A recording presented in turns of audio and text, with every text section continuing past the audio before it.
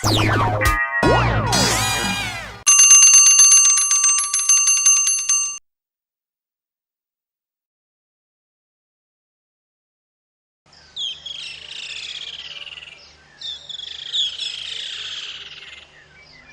কখন কবিরাজ মশাই অমলকে পরীক্ষা করতে ঘরে ঢুকলেন, এখনো যে বেরোচ্ছেন না। এই অসুস্থ ছেলে নিয়ে আমার এক জ্বালা হয়েছে। এই তো কবিরাজ মশাই। কবিরাজ মশাই, কেমন দেখলেন ওকে? ওর ভাগ্যে যদি আয়ু থাকে তবে দীর্ঘকাল বাঁচতেও পারে, তবে আয়ুর্বেদে যেরকম বলেছে তাতে তো। বলেন কি? শাস্ত্রে আছে পৈত্তিকান সন্নিপাত যেন কফবাত সমুদ্ভবান। থাক থাক, আপনার ওই কঠিন শ্লোকগুলো শুনলেই আমার ভয় বেড়ে যায়। এখন কি করতে হবে সেটাই বলে দিন। ওই রে, ঠাকুরদা এসে গেছে। ছেলে খেপাবার সর্দার। তুমি তো ছেলেও নও, তোমার ঘরেও ছেলে নেই, আর তোমার খেপবার বয়সও গেছে। তোমার আবার ভাবনা কিসের? ঘরে যে একটা ছেলে এনেছি। সে কি রকম? বলছি সব বলছি। হ্যাঁ কবিরাজ মশাই, কি করতে হবে সেইটা বলুন। আমি তো আগেই বলেছি, ওকে বাইরে একেবারে যেতে দিতে পারবেন না। সে কি, বাইরে যেতে পারবে না? ছেলে মানুষ, ওকে দিনরাত ঘরের মধ্যে রাখা ভারী শক্ত। কি করবেন বলুন? শরৎকালের রৌদ্র আর বায়ু দুই ওর জন্য ক্ষতিকর। কারণ শাস্ত্রে বলেছে অপস্মারে জ্বরে কাশে কামলাং হরিমকে। ওইটুকু শরীরে একসঙ্গে বাত পিত্ত শ্লেষা। থাক থাক, আপনার ব্যবস্থা বড় কঠোর। রোগের দুঃখ ও বেচারা চুপ করে সহ্য করে, কিন্তু আপনার ঔষধ খাওয়ার সময় ওর দুঃখ দেখে আমার বুক ফেটে যায়। সেই কষ্ট যত প্রবল তার ফলও তত বেশি। আচ্ছা, আজ আসি তাহলে দত্তমশাই। আসুন।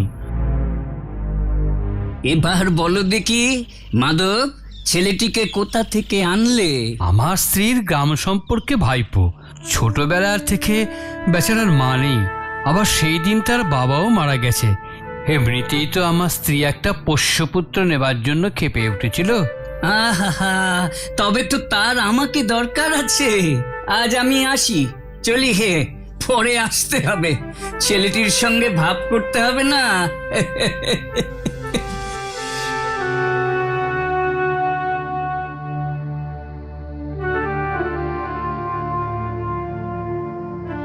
পিসে মশাই, এখন শরীর কেমন আছে অমল? জানলার ধারে থাকলে ঠান্ডা লাগবে যে। পিসে মশাই, আমি কি ওই উঠানটাতেও যেতে পারবো না? দেখো, ওই কাঠবিড়ালিটা জাঁতার পাশে বসে কি সুন্দর ডালের খুদগুলি কুটুস কুটুস করে খাচ্ছে। আমি ওইখানে যেতে পারবো না। না বাবা। ইস, আমি যদি কাঠবিড়ালি হতাম তবে কি ভালোই যে হতো। কিন্তু পিসে মশাই, আমি কেন বেরোতে পারবো না? কবিরাজ মশাই যে বলেছে বাইরে গেলে তোমার অসুখ করবে। কবিরাজ মশাই কেমন করে জানলে? বলো কি অমল, সে জানবে না? সে যে এত বড় বড় বই পড়ে ফেলেছে। বই পড়লেই বুঝি সব জানতে পারা যায়? বেশ, তাও বুঝি তুমি জানো না? আসলে আমি তো বই কিছুই পড়িনি, তাই জানি না। দেখো, বড় বড় পণ্ডিতরা সব তোমার মতন, তারা ঘর থেকে বেরোয় না। বেরোয় না? না, কখন বেরোবে বলো? তারা কেবল ঘরে বসে বই পড়ে। অমলবাবু, তুমিও বড় হলে পণ্ডিত হবে, এত এত বই পড়বে। না না পিসে মশাই, তোমার দুটি পায়ে পড়ি। আমি আমি পণ্ডিত হব না, আমি পণ্ডিত হব না, আমি পড়বো না। আমি কেবল দেখব। দেখবে? কি দেখবে তুমি? কি এত দেখার আছে? ওই যে দূরে ওই পাহাড়টা দেখা যায়, আমার মনে হয় আমি ওটা পার হয়ে চলে যাই। ও, কি পাগলের মতন কথা! কাজ নেই, কম্ম নেই, পাহাড় পার হবে কেন? পাহাড়টা যখন ওইখানে দাঁড়িয়ে আছে, তার মানে ওটা পেরিয়ে যাওয়া বারণ। মা, তোমার মনে হয় ও বারণ করছে? আমার মনে হয় পৃথিবীটা কথা বলতে পারে না, তাই অমনি করে ও নীল আকাশে হাত তুলে ডাকছে। পণ্ডিতরা ওই ডাক শুনতে পায় না। তারা তো তোমার মতন খ্যাপা নয়। জানো তো, আমার মতো খ্যাপা আমি কাল একজনকে দেখেছি। তার হাতে লাঠি, বাঁধে ঘটি, নাগড়া পায়ে ঝর্ণার ধারে জল আর ছাতু খাচ্ছিল। আমি জিজ্ঞাসা করলাম, কেন যাচ্ছ? বলে, কাজ খুঁজতে যাচ্ছি। আচ্ছা পিসেমশাই, কাজ কি খুঁজতে যেতে হয়? হয় বই কি, কত লোক কাজ খুঁজতে বেরোয়। বেশ, তবে আমিও কাজ খুঁজে বেড়াবো। জানো তো, আমি পিসিমাকে বলেছি ওই ঝর্ণার ধারে একদিন আমি ছাতু খাবো। পিসিমা বলেছেন আমি ভালো হলে আমাকে ঝর্ণার ধারে নিয়ে গিয়ে ছাতু খাইয়ে আনবে। আমি কবে ভালো হব? আর তো বেশি দেরি নেই বাবা, আমার অনেক কাজ আছে। আমি আসি।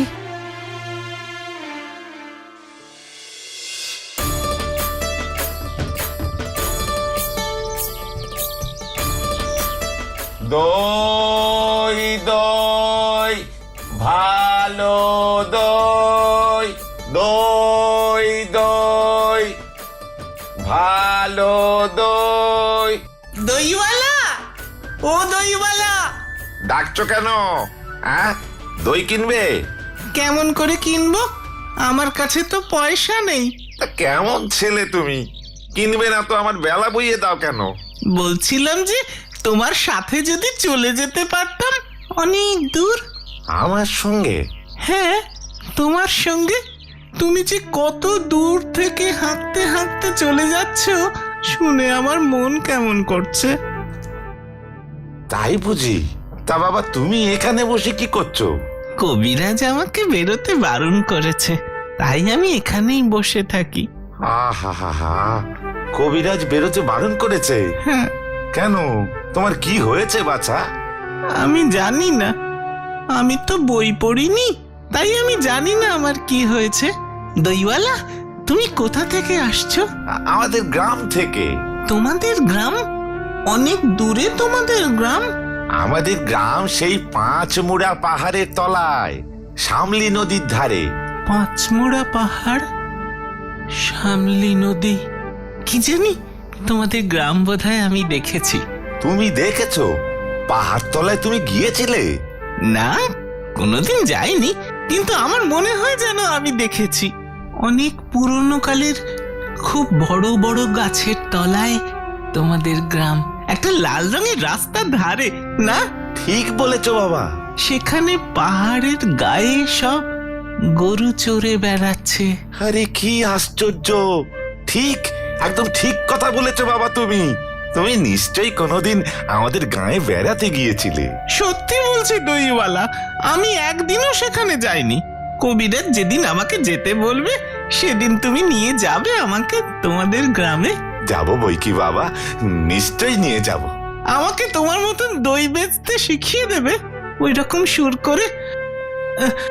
দই দই ভালো দই। মরে যাই, তুমি দই বেচতে যাবে কেন? নাও বাবা, নাও, এই 1 ভাত দই তুমি খাও। আমার তো পয়সা নেই। না না না না, পয়সার কথা বলো না, পয়সার কথা বলো না। তুমি আমার দই খেলে আমি খুশি হব। দই বেচতে কত সুখ, তা আজ আমি তোমার কাছে শিখলাম। তাই? দই দই ভালো দই।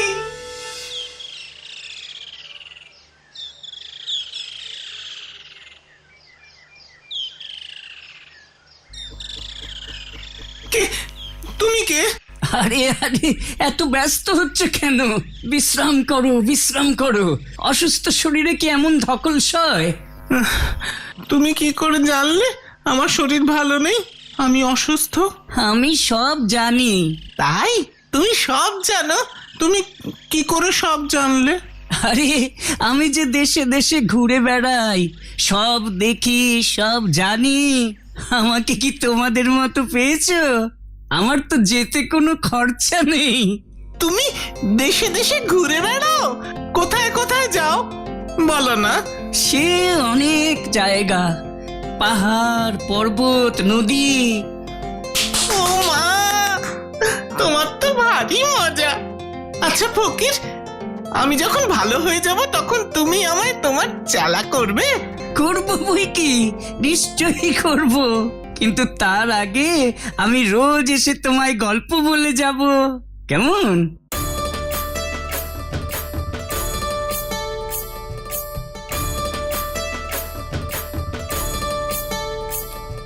ও মা, তুমি কে গো?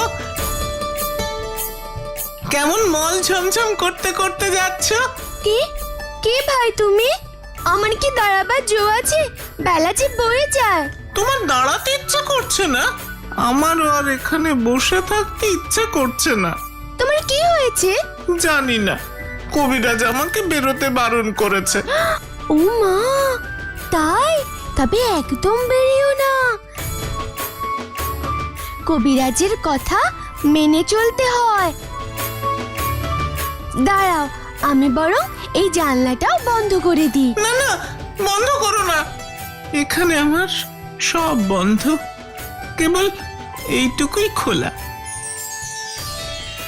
তুমি কে বলো না? তোমার নাম কি? আমার নাম সুধা, আমি এখানকার মালিনীর মেয়ে। তুমি কি করো? সাজি ভরে ফুল তুলে নিয়ে এসে মালা গাঁথি। এখন ফুল তুলতে যাচ্ছি। ফুল তুলতে যাচ্ছ? ইস, আমি যদি তোমার সাথে যেতে পারতাম তবে আমি তোমাকে ফুল পেরে দিতাম।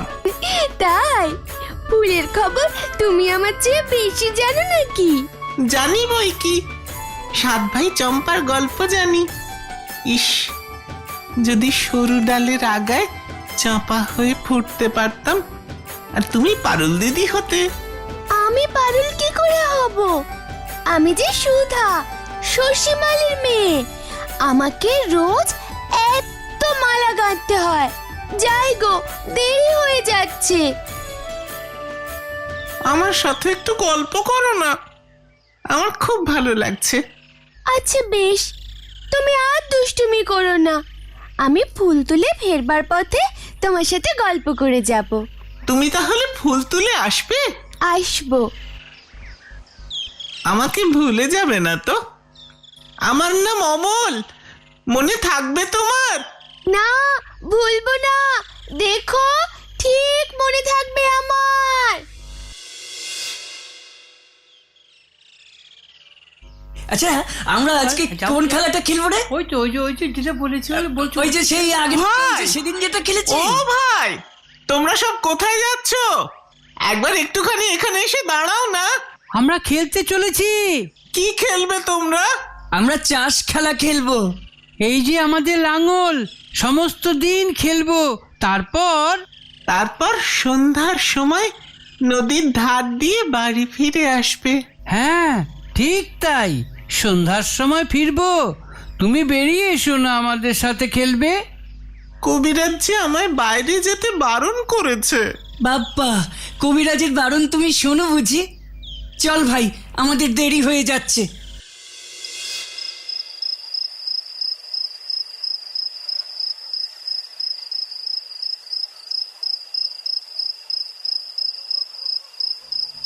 পিসে মশাই, ও পিসে মশাই, আমি কি আজ আল্লাহর কাছেও যেতে পারবো না?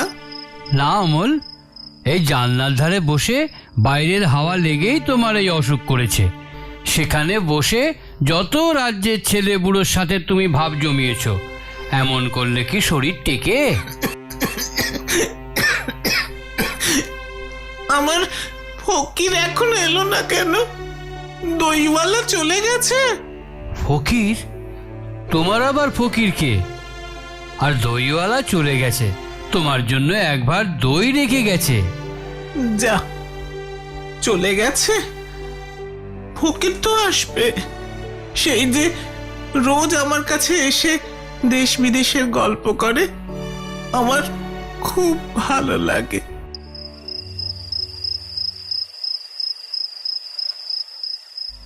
এ কি তুমি?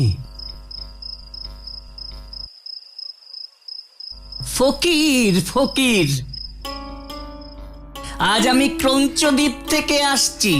ক্রঞ্চদ্বীপ? সেটা কেমন দ্বীপ?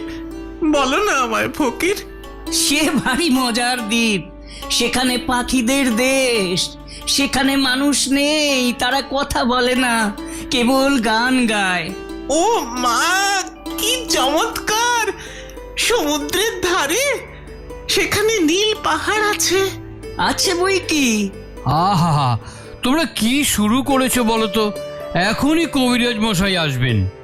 আচ্ছা ফকির, ডাকঘরে কি আমার নামে চিঠি এসেছে? শুনেছি রওনা হয়েছে, চলে আসবে। তোমরা কি শুরু করেছো বলো তো? শুনেছি অমল নাকি মোড়লকে বলেছে রাজা তোমাদেরই চিঠি লিখবেন বলে ডাকঘর বসিয়েছেন। তাতে হয়েছে কি? ওই পঞ্চানন মোড়ল বেনামি চিঠি লিখে রাজার কাছে সে কথা লাগিয়েছে। রাজার কানে এ কথা উঠলে আমরা সকলে বিপদে পড়ব।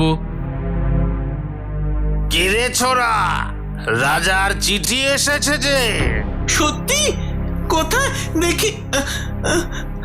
ও, সকাল থেকেই আর চোখে অন্ধকার দেখছি, কথা কইতে ইচ্ছে করছে না। এমন করবেন না মোড়ল মশাই, ও ছেলে মানুষ। এই সেই চিঠি। দরজা খোলো, দরজা খোলো। এই আবার কি উৎপাত শুরু হলো? মোড়ল মশাই, এ তো ডাকাত নয়, রাজার সেপাই। দরজা যে ভেঙে ফেলেছে তাই শব্দ নেই। মহারাজ আজ 2 প্রহর রাত্রে আসবেন। তার বালক বন্ধুটিকে দেখবার জন্য সকলের চেয়ে বড় কবিরাজকে পাঠিয়েছেন। রাজবৈদ্য মশাই, এখন কেমন লাগছে বাবা? খুব ভালো, খুব ভালো। আকাশের তারাগুলি কি সুন্দর দেখা যায়, কিন্তু কোনটা যে ধ্রুব তারা? রাজা আসবেন, ঘরটা ফুল দিয়ে সাজিয়ে রাখো। তিনি যখন আসবেন তোমায় ধ্রুব তারা চিনিয়ে দেবেন। তুমি বিছানা ছেড়ে তার সঙ্গে বেরোতে পারবে তো? বেরোতে পারলে আমি বাঁচি। বাবা, রাজা তোমাকে ভালোবাসেন, তিনি স্বয়ং আজ আসছেন। তার কাছে আজ কিছু প্রার্থনা করো, আমাদের অবস্থা তো ভালো নয়। তিনি যেন আমাকে তার ডাকঘরের হরকরা করে দেন। আমি দেশে দেশে ঘরে ঘরে তার চিঠি বিলি করব।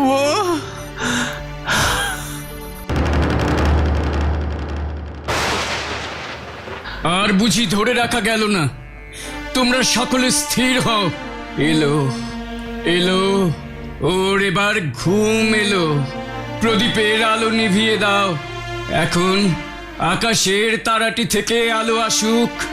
ওর ঘুম এসেছে। বড় আরাম লাগছে, কতদিন পর তারার আলো দেখছি।